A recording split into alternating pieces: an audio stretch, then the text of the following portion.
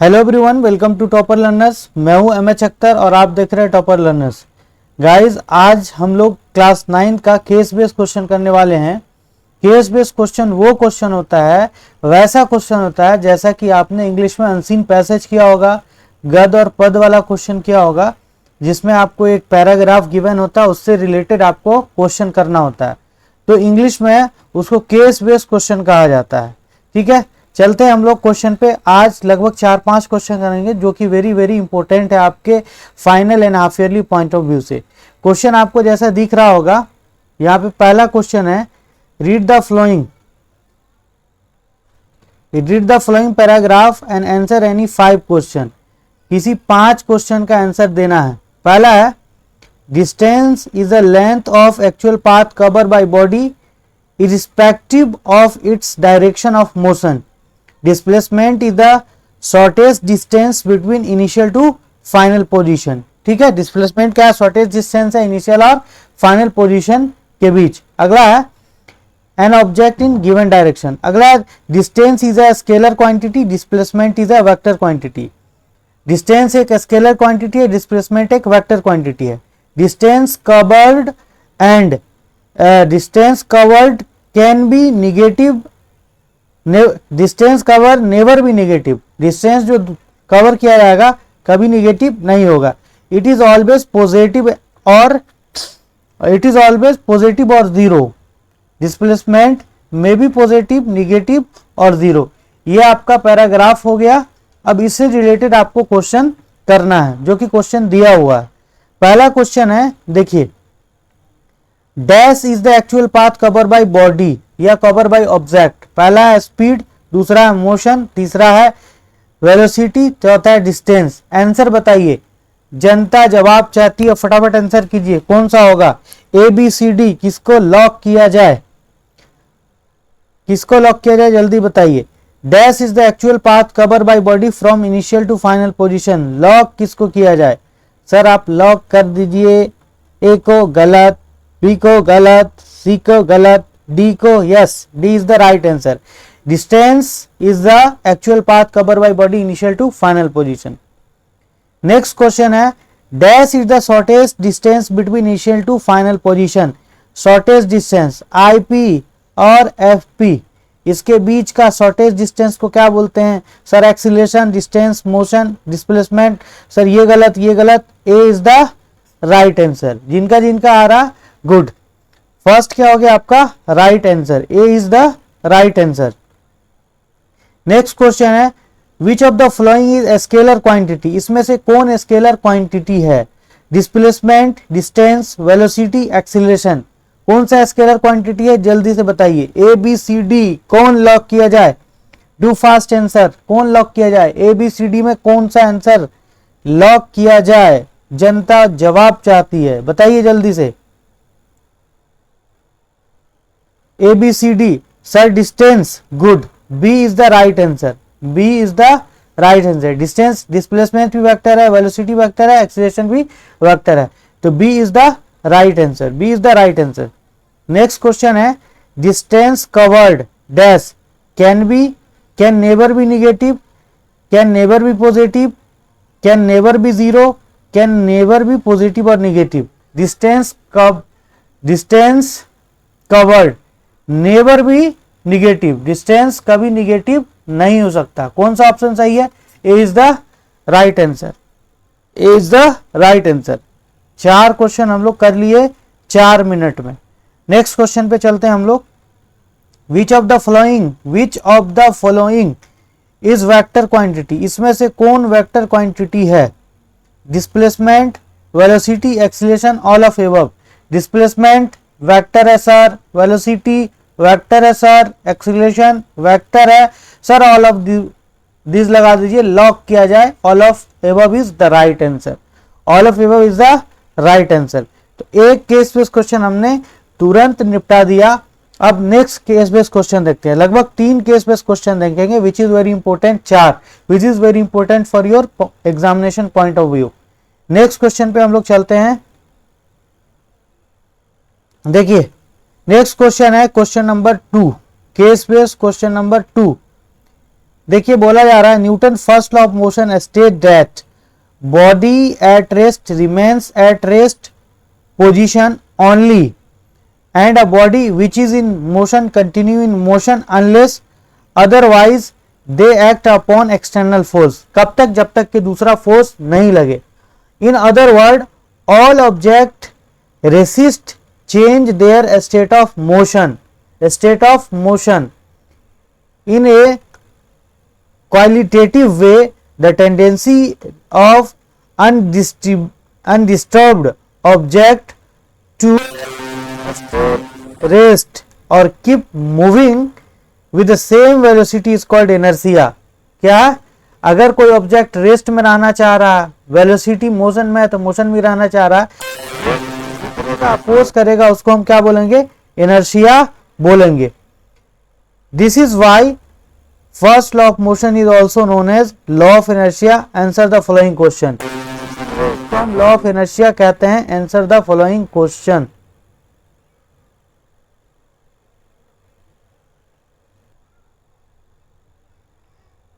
देखिए first question क्या है। फर्स्ट क्वेश्चन है, अब यहां से हम लोग क्वेश्चन करना शुरू करेंगे।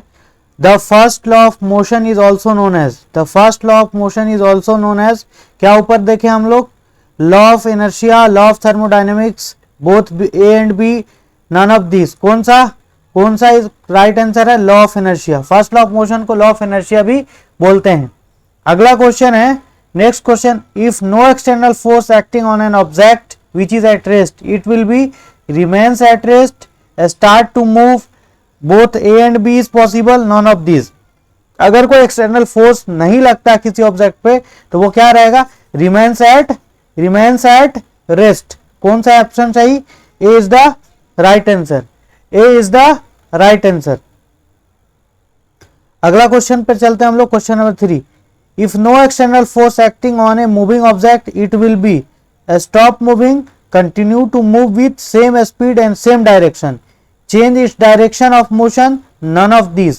देखिए जब तक किसी ऑब्जेक्ट, अगर कोई मूविंग ऑब्जेक्ट है तो उस पर फोर्स नहीं लगता है तो वो क्या होगा? A B C. कौन सा ऑप्शन सही होगा? जल्दी से बताइए। Do fast, give the answer, do fast, give the answer. A होगा, बी होगा, सी होगा, कौन सही होगा? कौन सा सही होगा? जल्दी से बताइए। देखिए आपका जो सही आंसर हो जाएगा वो बी होगा, continue in same position. B is the right answer. Continue to move in same speed with same direction, continue to move with same speed in same direction. अगला क्वेश्चन है,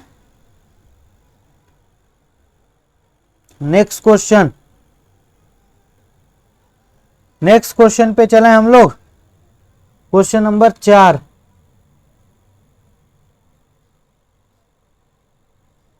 देखिए अगला क्वेश्चन क्या बोल रहा है? State Newton first law of motion. Newton first law of motion हो जाएगा। दूसरा है why Newton first law of motion is called law of inertia. Law of inertia क्यों कहा जाता है Newton first law of motion को? Because Newton first law of motion will give the idea of inertia, या it is give the definition. क्या answer हो जाएगा? because it gives the statement of Newton first law of motion, so it is called law of inertia। Clear? अब next question पे हम लोग चलें। Next question पे बढ़ते हैं। बढ़िए sir. Question number 3 question number 3, उसके बाद 4 होगा, उसका लेक्चर देंगे हम छोर।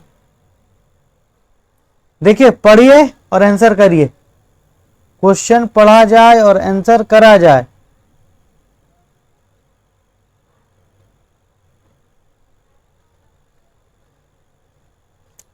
पढ़ लिए या पढ़ दूं? सर पढ़ ही दीजिए। देखिए क्वेश्चन है, two string X and Y are tied to opposite face of block shown in figure. Figure बना दीजिए सर। ये ब्लॉक है एक, ये ब्लॉक है, ये स्ट्रिंग जुड़ा हुआ है एक इससे एक इससे, ठीक है। अपोजिट फेस फिगर, इसको x मान लीजिए, इसको y मान लीजिए। Two string S Y tied to opposite face, ठीक है, ये इसको फोर्स खींचा 100। If we apply force by pulling the string x पर अगर हम फोर्स लगाते हैं, the block being to move to right, similarly y block moving left, x को अगर खींच रहे हैं,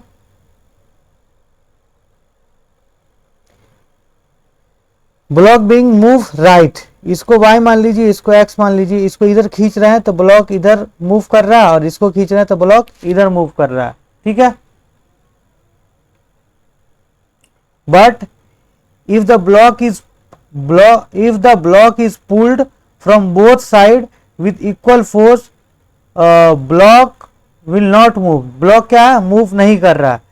सच force is called balance force, उस फोर्स को हम क्या बोलेंगे, बैलेंस फोर्स बोलेंगे।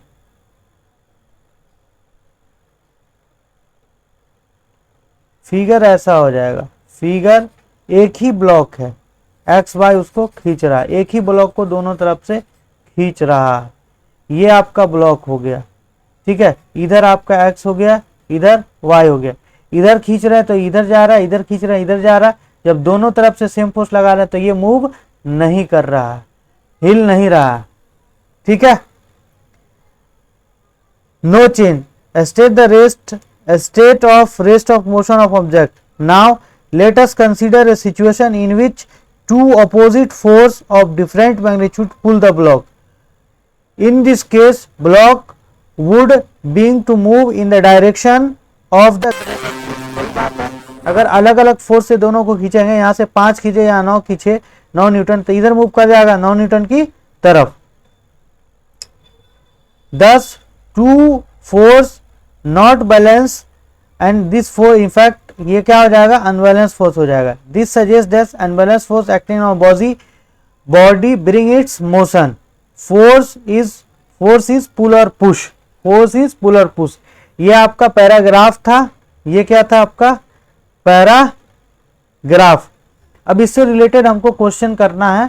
क्वेश्चन देखिए अगर आपके पास टाइम कम हो तो एग्जाम में डायरेक्ट आप क्वेश्चन पर हिट कीजिएगा और इसके चक्कर में नहीं पड़िएगा पैराग्राफ के। बिना पैराग्राफ के भी आप मैक्सिमम क्वेश्चन का आंसर कर सकते हैं। करते हैं क्वेश्चन। देखिए पहला क्वेश्चन है force is nothing but, force कुछ नहीं है लेकिन क्या है, फोर्स कुछ नहीं है लेकिन क्या है, pull push, both of pull और पुश, नॉन ऑफ एबव। क्या हो जाएगा, C is the right answer. Pull and push is known as force, हम लोग जानते हैं। अगला क्वेश्चन है 2 number, when balance force acting on an object then object continue to move with same speed will change its direction, object will come to rest, none of above. अगर balance force लग रहा है तो object क्या होगा, अगर motion में है तो बैलेंस फोर्स लग रहा है तो ये मोशन में ही रहेगा, जिस स्पीड से चल रहा उसी स्पीड से चलता रहेगा, रुका है तो रुका ही रहेगा। तो ए इज द आपका right answer, A is the right answer. A क्या हो जाएगा, आपका सही आंसर हो जाएगा। बढ़ते अगले प्रश्न की तरफ। अगला प्रश्न क्वेश्चन नंबर 3।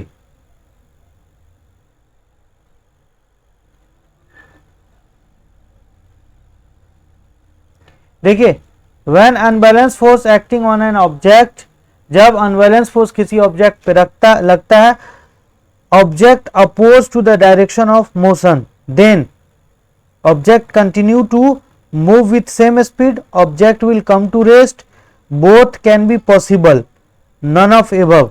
फिर से समझिए ये क्या है, when unbalance force act on an object, किसी ऑब्जेक्ट पे अनबैलेंस फोर्स लगता है, object opposite to the direction of motion. देखिए इस तरफ अगर कोई ऑब्जेक्ट मूव कर रहा है और इधर अनबैलेंस फोर्स लगता है तो क्या होगा, सेम स्पीड से मूव करेगा नहीं, धीरे धीरे क्या होगा, ये रुक जाएगा, object will come to rest, B is the right answer. मान लीजिए समझ में आ गया होगा, आई होप। नहीं समझ में आया तो इसको ऐसे समझिए, कि अगर कोई गाड़ी आपके तरफ आ रहा है, धीरे धीरे रोल कर रहा है, या बॉल ही आ रहा है, तो गाड़ी अगर आ रहा है तो आप उस पर अपोजिट फोर्स लगाइएगा तो क्या होगा कि गाड़ी एक टाइम आएगा कि वो क्या होगा, रुक जाएगा। ठीक है, या कोई भी चीज है उसके अपोजिट में आप फोर्स लगाइएगा तो वो एक टाइम आएगा कि रुक जाएगा। नेक्स्ट क्वेश्चन है, differentiate between balance and unbalance force, give 3 point. Balance force unbalance force में डिफरेंस बताना है, 3 पॉइंट देना है। ठीक है, बैलेंस फोर्स रिजल्टेंट क्या हो जाए, 0 हो जाए, अनबैलेंस का रिजल्टेंट 0 नहीं है, 1 पॉइंट। ये बॉडी को मूव नहीं करा सकता, ये बॉडी को मूव करा सकता है अनबैलेंस फोर्स। तीसरा, अनबैलेंस फोर्स शेप चेंज कर सकता है और बैलेंस फोर्स शेप चेंज कर सकता है, अनबैलेंस फोर्स शेप नहीं चेंज कर सकता, ये पोजीशन चेंज कर सकता है। तो इसको आप एक बार अच्छे से देख लीजिएगा। 5 नंबर का क्वेश्चन देखिए, from the above diagram if one person pull from X rope 10 newton. जैसे ये डायग्राम था, इधर एक्स हो गया और इधर वाई हो गया। अगर 10 न्यूटन से इधर खींच रहा है force, another person pull from another person pull with 5 newton, ये 5 न्यूटन से y साइड से खींच रहा है। In which direction ball will move, किस तरफ पूछेगा। In this case unbalance force and balance force. सबसे पहली चीज देखिए, इधर 10 न्यूटन है, इधर 5 न्यूटन है, तो ये अनबैलेंस फोर्स हो गया, और जिधर ज्यादा फोर्स लगेगा उधर मूव करेगा तो ये इस तरफ मूव कर जाएगा। किस तरफ, इस तरफ। ठीक है, क्लियर है। Last and final third question देखिए, वेरी वेरी इंपॉर्टेंट क्वेश्चन। अगला क्वेश्चन है, इसको पढ़िए। देखिए, the second law of motion is quantitative expression of force and it state the rate of change of momentum and object is proportional to the applied unbalance force and the direction. यानी second law of motion क्या है, force is directly proportional to rate of change of momentum. हम लोग जानते हैं F equal to ma, या F directly proportional to dp by dt। Rate of change of momentum जो है वो directly proportional to apply force होता है। मैथमेटिकली क्या F बराबर ma होता है। The unit of force is kg metre per second square और newton which has symbol n। ये आपका उसका unit kg metre per second square होता है, जिसको न्यूटन भी बोलते हैं, जिसका सिंबल n होता है। The second law of motion give the method to measure the force acting on an object and produce product of mass and acceleration। ये हमको बताता है कि कितना फोर्स लग रहा है, कैसे, तो F बराबर ma से, मास इंटू एक्सीलरेशन से। ठीक है, अब इससे रिलेटेड क्वेश्चन देखिए। पहला क्वेश्चन है जो आपको दिख रहा होगा, पहला क्वेश्चन है द ऐसा unit of force is, force का ऐसा यूनिट क्या होगा, बताइए जल्दी से आप लोग। यहां पर जो ऑप्शन दिया हुआ उससे रिलेटेड पहला ऑप्शन है न्यूटन। पहला ऑप्शन क्या है, न्यूटन। दूसरा है KG metre per second square, both A and B, none of above. देखिए, KG metre per second square को ही न्यूटन कहते हैं, तो ए और B is the right answer. A and B is the right answer. Next question पे चलिए। देखिए, The quantitative expression of force is given by, quantitative expression of force is given by first law, ये तो नहीं होगा, third law नहीं होगा, none of नहीं होगा, second law of motion. F बराबर ma किसके द्वारा दिया गया है, तो सेकेंड लॉ ऑफ मोशन के द्वारा। किसके द्वारा, तो सेकेंड लॉ ऑफ मोशन के द्वारा। क्लियर है, समझ में आ रही है बात। चले नेक्स्ट क्वेश्चन पे। क्वेश्चन नंबर थर्ड,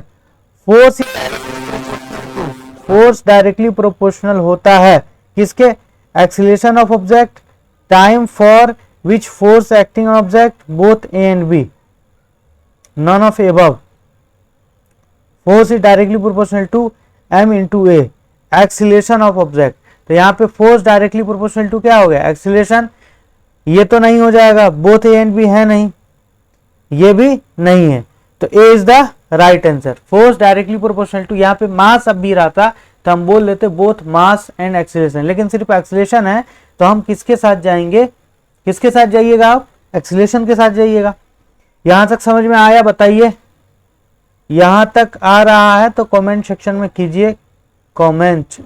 अब देखिए, state second law of motion और state whether it is scalar और vector. Second law of motion का स्टेटमेंट देना है, फोर्स इज डायरेक्टली प्रोपोर्शनल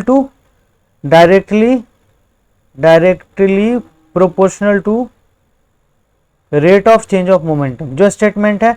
और ये फोर्स कौन सा क्वांटिटी है, वेक्टर क्वांटिटी है, स्केलर नहीं vector. Differentiate between first law and second law of motion, give 3 point. First law और सेकेंड लॉ ऑफ मोशन में डिफरेंस देना। देखिए सबसे पहले first law of motion force को डिफाइन करता है, second law of motion magnitude of force को डिफाइन करता है। ठीक है, पहला point. First law of motion quantitative measurement नहीं देता है, ये क्वांटिटेटिव मेजरमेंट देता है, बराबर है में। फर्स्ट लॉ ऑफ मोशन कहता है ये लॉ ऑफ इनर्शिया होता है और ये लॉ ऑफ मोमेंटम बोल सकते हैं इसको, ये लॉ ऑफ मोमेंटम बोल सकते हैं। 3 पॉइंट हो गया, 3 पॉइंट हो गया। बस आज के लेक्चर में इतना ही गाइस। अगर जोन सा भी कंटेंट नहीं समझ में आओ प्लीज आप कमेंट सेक्शन में करना, और लाइक शेयर तो बनता है। सो अब मिलेंगे हम लोग नेक्स्ट लेक्चर में। Thank you, have a nice day.